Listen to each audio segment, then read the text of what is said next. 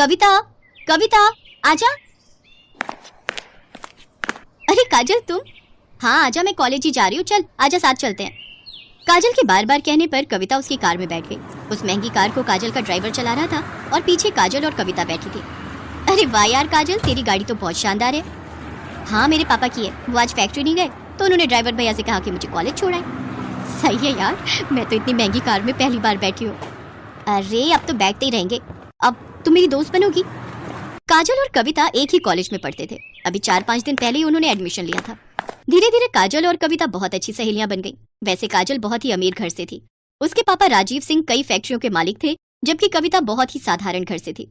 उसके पिता एक छोटे किसान थे, मगर फिर भी उन्होंने पाई पाई जोड़कर कविता का एडमिशन शहर के सबसे अच्छे कॉलेज में कराया था। काजल की अच्छी बात यह थी कि उसे अपनी अमीरी पर घमंड बिल्कुल नहीं था। फिर एक दिन, कविता जरा सुनना। हाँ क्या हुआ बता। देखना ये घड़ी कैसी लग रही है।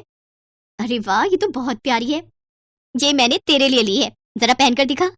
नहीं यार, मैं कैसे इतनी महंगी घड़ी। चुप कर और चुपचाप पहन ले, और ज्यादा मत सोच। जब तेरा मन करे तो मुझे भी दे देना कुछ। पर मेरे पास तुझे देने के लिए कुछ भी नहीं है। चल बहानेबाज, अभी मत दे पर कभी तो दे देना। अच्छा ठीक है। गुजरते वक्त के साथ दोनों की दोस्ती और गहरी होती गई।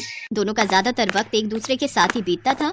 और फिर एक दिन, कविता ये लड़का कौन है यार? इससे पहले तो कभी नहीं देखा इसे। कौन? वो हैंडसम? सच में बड़ा कूल दिखता है यार। उनका नाम आकाश है और वो हमारे सीनियर है पगली। तो क्या हुआ? ओए जरा कंट्रोल में। मैंने सुना है कि बड़ा ब्रह्मचारी टाइप लड़का है। कॉलेज की सारी लड़कियां उस पर फिदा हैं, पर वो किसी को घास नहीं डालता। अच्छा तो तू देख, अब इसकी तपस्या तो काजल नाम की ये अप्सरा ही भंग करेगी। हट बेशर्म कहीं की।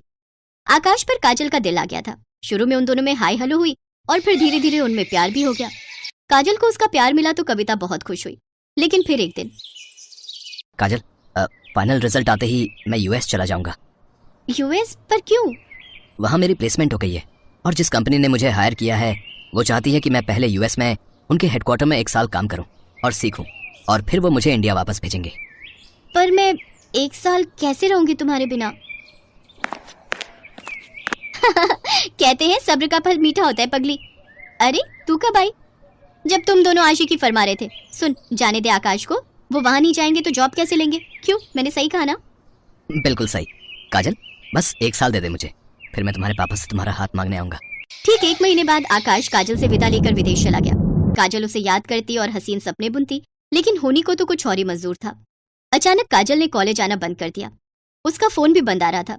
कविता को उसकी चिंता होने लगी तो एक दिन वो काजल के घर ही पहुंच गई। वहां उसका सामना काजल के पिता राजीव सिंह से हुआ। कौन हो तुम और क्या चाहिए? जी मैं वो काजल की दोस्त हूँ, उसे कुछ नोट्स देने आई थी। नोट्स?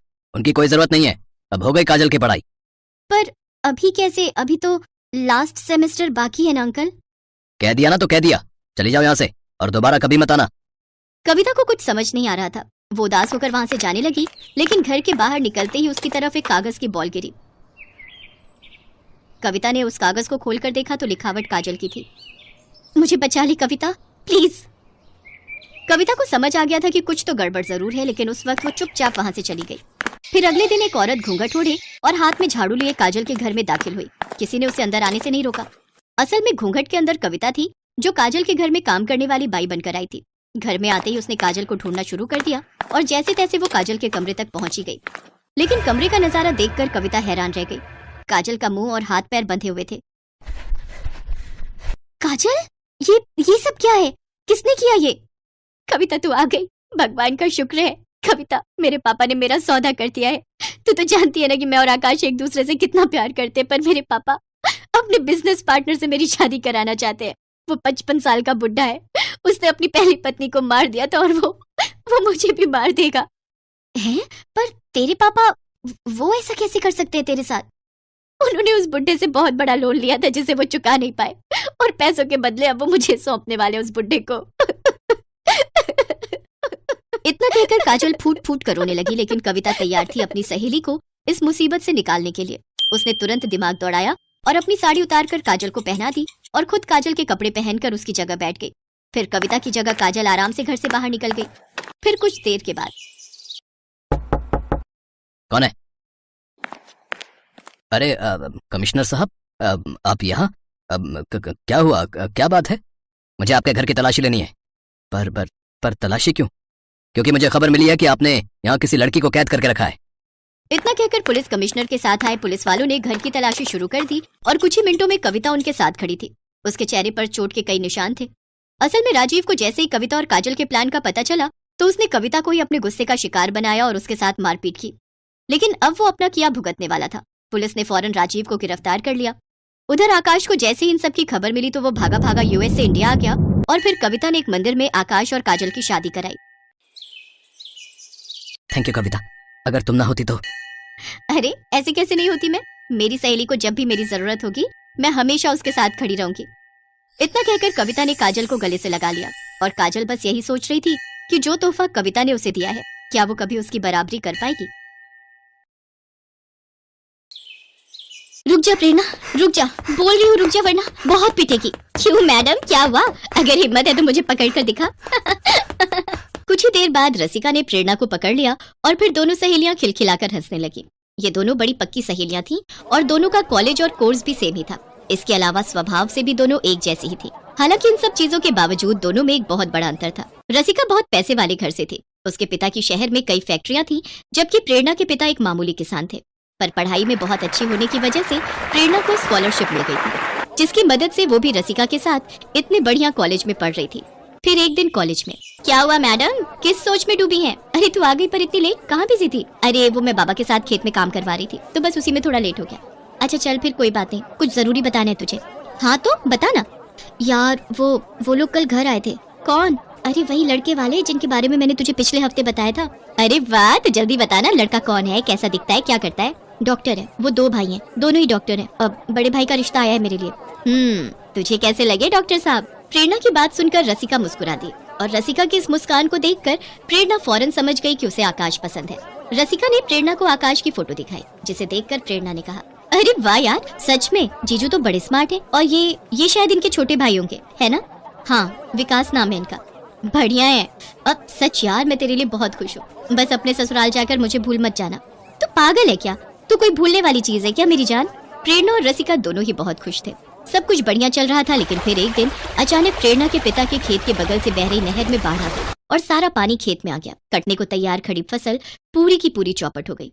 ये मंजर देखकर प्रेरणा के पिता को हार्ट अटैक आ गया और उनकी मौत हो गई। प्रेरणा के पिता के जाने का दुख उसकी माँ भी बर्दाश्त नहीं कर पाई और वो भी कुछ ही हफ्तों बाद चल बसी। प्रेरणा बिल्कुल अकेली रह गई थी। अपना कहने को बस उसके पास उसकी दोस्त रसिका ही थी। रो मत प्रेरणा, मैं हूँ न तेरे साथ। खुद को कभी अकेला मत समझना, समझी ना? सब खत्म हो गया बहन, कुछ नहीं बचा मेरे पास। ऐसा मत बोल, जो मेरा है वो तेरा भी है। तू मेरी सहेली से बढ़कर बहन है। चल अब से तू मेरे साथ मेरे घर पर रहेगी। नहीं नहीं बहन, मैं तेरे परिवार पर बोझ नहीं बन सकती। तू मेरी चिंता मत कर, मैं कैसे भी रह लूंगी। बस जब भी मुमकिन हो मुझसे मिलती रहना बहन।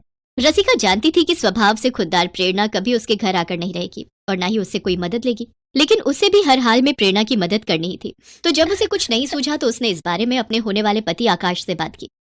वैसे तुम्हारी इस प्रॉब्लम का एक सोल्यूशन है मेरे पास। हाँ तो जल्दी बताओ ना। तुमने बताया कि तुम्हारी सहेली बहुत खुददार है, मतलब किसी का एहसान नहीं लेगी।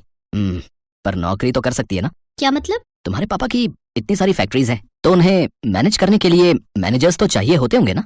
रसिका को आकाश ने बहुत अच्छा आइडिया दे दिया था। अगले ही दिन रसिका ने प्रेरणा से इस बारे में बात की। पहले तो प्रेरणा ने इनकार किया, लेकिन रसिका के बार बार कहने पर वो मान गई। रसिका ने अपने पापा से इस बारे में बात की तो उन्हें भी प्रेरणा को अपनी एक फैक्ट्री का मैनेजर बनाने में कोई परेशानी नहीं थी, क्योंकि वो भी प्रेरणा को काफी पहले से जानते थे और असल में वो भी प्रेरणा को अपनी बेटी जैसा ही समझते थे। तो इस तरह प्रेरणा अब रसिका के पापा की फैक्ट्री में मैनेजर बन गई। कुछ ही दिनों बाद कॉलेज का रिजल्ट भी आ गया और प्रेरणा ने पूरे कॉलेज में टॉप किया। इसके साथ ही प्रेरणा अपनी नौकरी भी पूरी ईमानदारी और मेहनत से कर रही थी। कुछ ही समय में वो फैक्ट्री का सारा काम बहुत अच्छे से संभालने लगी। अपनी शादी की तैयारियों का हवाला देकर रसिका ने किसी तरह प्रेरणा को उसके साथ उसी के घर में रहने के लिए भी मना लिया। फिर एक दिन, अरे रसिका।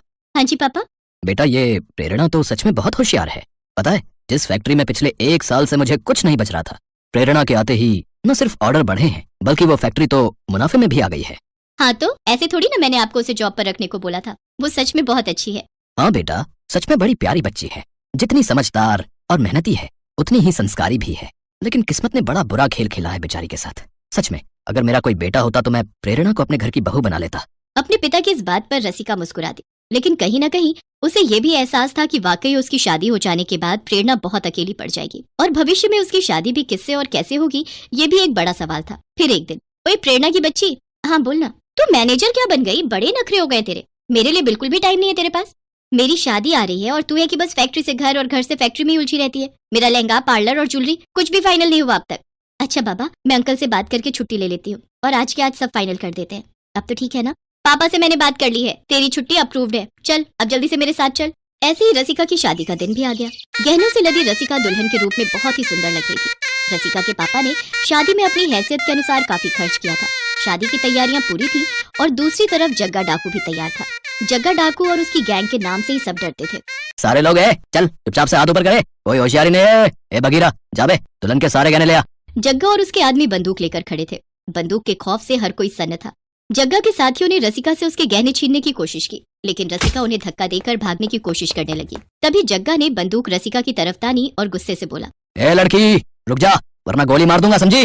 जग्गा ने सिर्फ कोरी धमकी नहीं दी, गहने हाथ से निकलते देख जग्गा ने रसिका को निशाना बनाकर गोली चला भी दी थी।